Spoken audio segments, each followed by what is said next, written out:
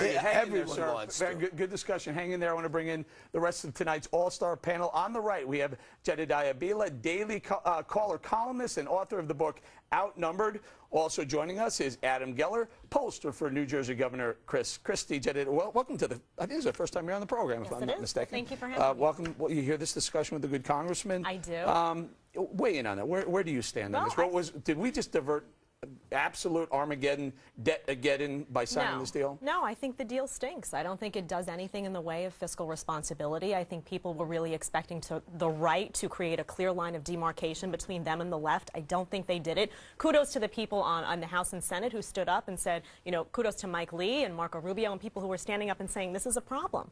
And I think that what he's talking about, what Representative Rangel is talking about, yes, everyone wants to come to America for opportunity and jobs and all sorts of things, but this administration is inhibiting all of that. It's making it impossible for people to come here and be successful by way of their energy policy, by way of pretty much everything that they've done. And this is a president that has added more to the national debt than any president thus far, and yet in the same breath he's talking fiscal responsibility. So let's decipher, let's decide here, what is the difference between Barack Obama's rhetoric and his record, and let's call him out on it. Well, he hasn't added more to the debt than any president yet. He's on path to dwarf all of them combined.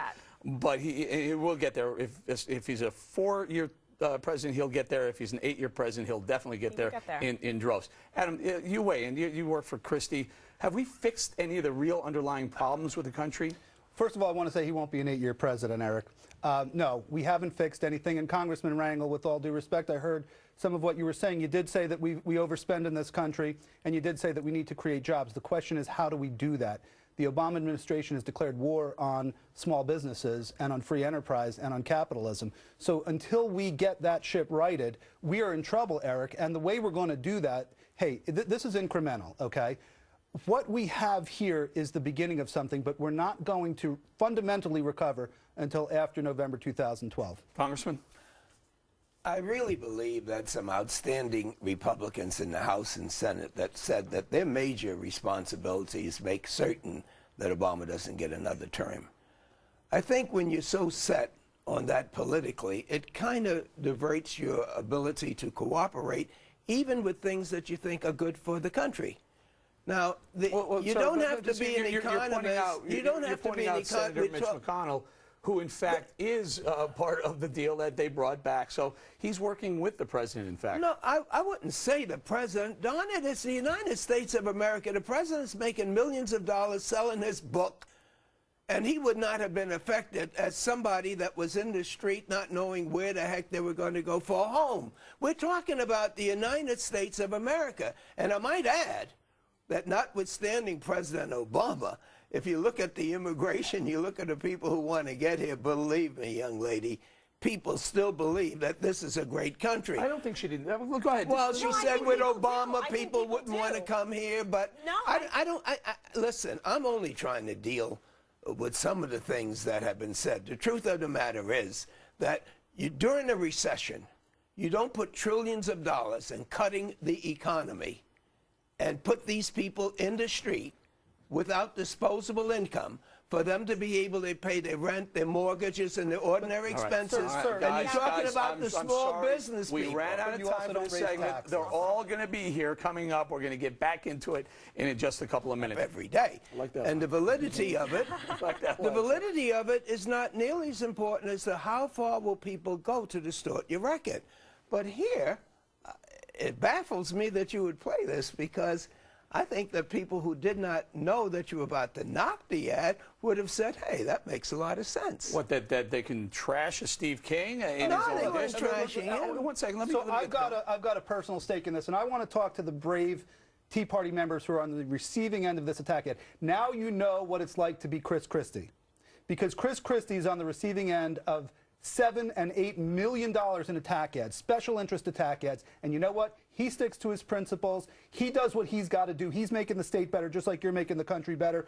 Don't let him get to you. Good well, for Eric, Steve King. at this point, I think I better leave and get some help out here because I've been counting all during this show, and 1, 2, 3 outstanding persons against a little guy like me from Harlem. Hang in there, Congressman. You're a tough guy. You're a tough guy. I've seen some of the things you. Go What ahead, I would say, Jedediah. though, is that this is what the left does. It's ill-researched. These things are not true. You remember that ad where they had the Paul Ryan lookalike throw a senior off a cliff? This is all nonsense. They demagogue. They use class warfare. These things aren't happening, and the Republicans need to take over this PR debate. They need to jump in there and factually say, this is not what's happening. Fight back with more negative ads? Not with negative ads, with factual, accurate statements about what things are going. For example, Paul Ryan was on all of the networks saying, this is not what my plan does. We are going to save these programs. We are going to salvage them. I think we need more people, particularly in the GOP leadership, who are willing to fight the good fight in the PR battle, because these kinds of ads circulate, they perpetuate in the media, and people think this is actually what's happening, and it's not true. Congressman, We can't clean up these ads. God knows I wish we could. But you know that they work. People respond to these negative things. But it discourages people from coming out to vote for anybody because they think that the damnation of the ads, no matter if it's the left or the right, I think it's unhealthy. And I think that even though it sounds like it may violate the freedom of speech, that if guys are allowed to say things over the ear and have nobody to check out the validity, the research of what they've said, whether this ad has been sponsored by the people you mentioned, there's no evidence of it. We should have I think there is. I mean, Congressman King wouldn't come on and say, name George Soros if he didn't have some sort of research saying. What I'm saying is, Eric, that the sponsors should put their names up there. Well, he did. It was Americans United who said, "Well, look, in all fairness, we will, Congressman. We'll do that tomorrow. We're gonna look into Americans United. We're gonna tell you exactly who that group is. You're 100% right. We should do that. I should have had that. Standard that when it's Swift votes and the like, and when it comes from the conservative side, it's an outrage. When it comes from the liberal side, this is, hey, that's the right on message. It's an outrage anyway. It's an outrage anyway. It's propaganda. I give you credit for saying that, but your brethren aren't saying anything. Hang on. New York or New Jersey? Where do you live? I live in New York. New York. I live in New Jersey, and I see the ads. I see anti-negative Chris Christie ads up and down the turnpike, in towards the tunnel, all over the place. And by the way, some of these ads have nothing to do with the policy that they purport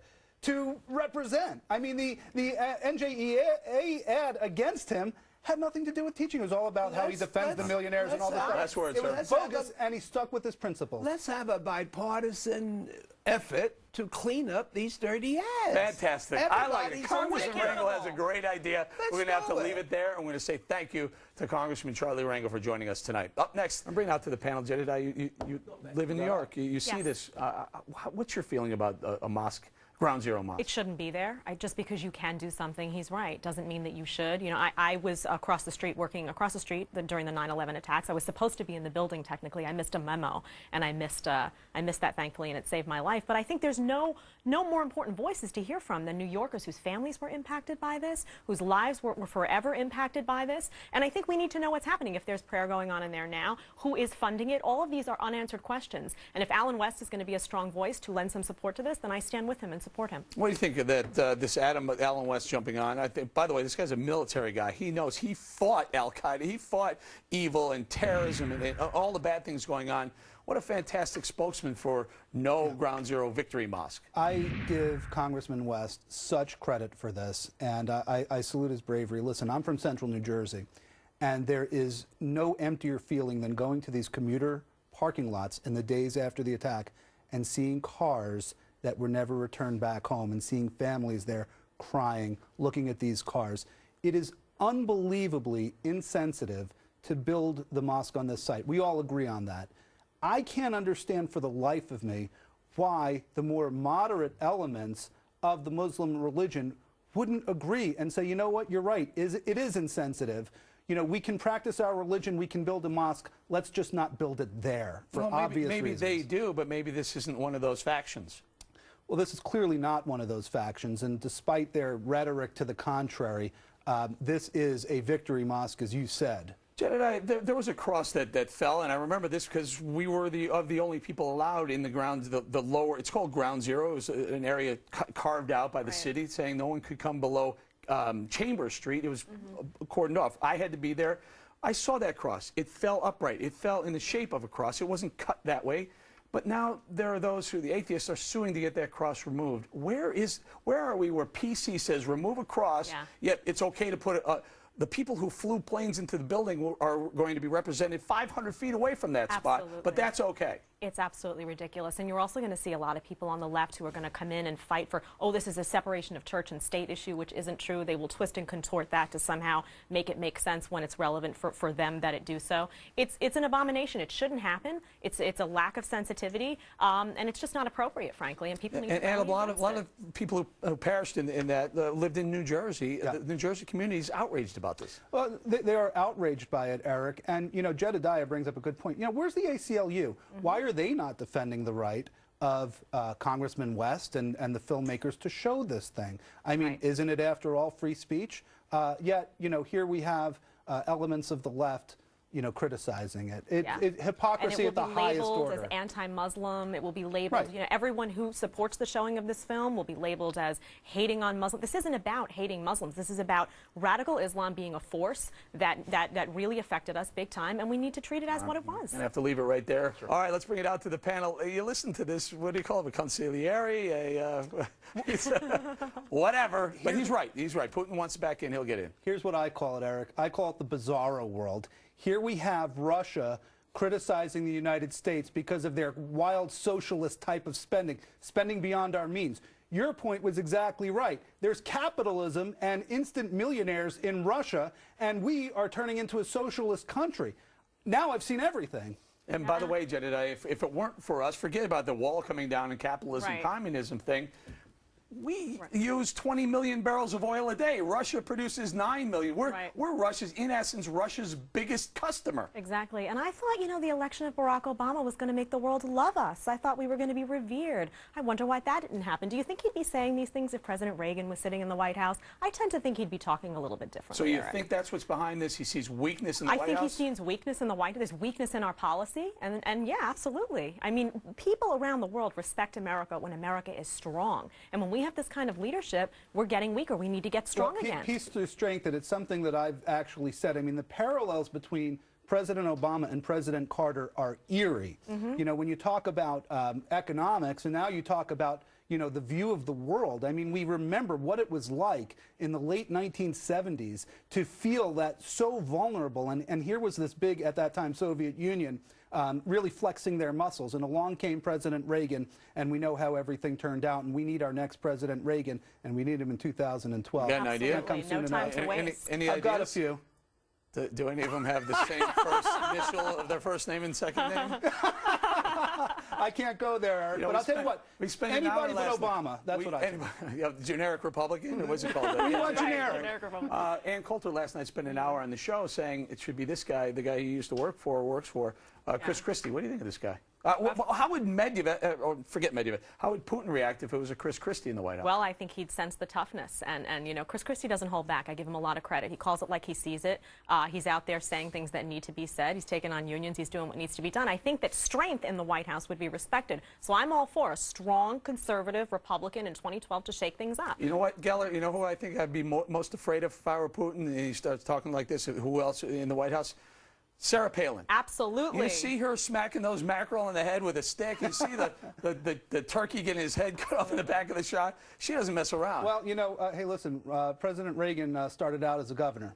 So, you know, sometimes that executive experience really goes a long way in kind of shaping your leadership. Not to say that some of the candidates aren't qualified, but the fact is that we need somebody tough, we need somebody strong. But you know what? Compared to President Obama, that's not too tall of a generic Republican. I'm all for President Palin. Let's game on. I'm all for it. All right, game on. Let me have to leave it right there. Yeah, but not so much. So they weren't entirely against. Let me bring it out to the guys. They weren't really against the big pink sign. It was just the placement of it. I'll tell you what, Eric. If he can vanish Obama's policies along with this, then I will support the sign. Now I have a question, Adam. If I were to put it on my head here, I mean, is there anything in it for me?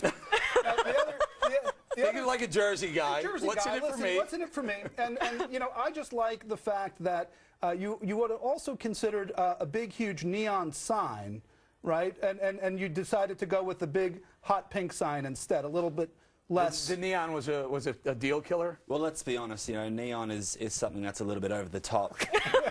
And we didn't want to do anything like that. So we're putting a large pink billboard on the sign, and like I said before, we're also very interested in the name change. So instead of just the White House, we'd like it to be the Vanish Nappy saying Crystal White House. I think it makes sense. Yeah. For those people that actually want to get on board and actually have a look at what we've been doing on our campaign, go to sponsorthewhitehouse.com or have a look at the Facebook page and you'll see everything that we've done so far. You know, this is a bit tongue-in-cheek, but you're really bringing some good publicity for the company. Well, don't forget as well, we've actually spoken to some really, really influential people as well. We spoke to a state senator the other day. We've spoken to ex-congressmen. We've spoken to chiefs of staff. We've spoken to Mikhail Stalahi, who's one of the Real Housewives of D.C. She gave me some networking ideas on how to meet people and talk to people. She would know. How to get into the White House. Interesting. All right, last thoughts before we go. She knows the back door. No, listen, hey, you know what? The company removes stains, and there is a figurative stain in Washington. Yeah, that's great. Yeah, I'm gonna have to stick with my original. If you can somehow manage to vanish some of the crazy these are stuff great going slogans. on, I will support it. Hey, I will wear a T-shirt with this on it if you can vanish Obama's policies. Guys, we need to get on that. We'll have a look at how much it's going to cost us. That is Adam Whitaker right there, who wants to put a big old pink sign on top of the White House. That's Adam Geller. That's Jedediah Bila. Thank you guys. Have a great night. What is it, Tuesday? Yeah, we'll see you tomorrow night. Hi, everybody.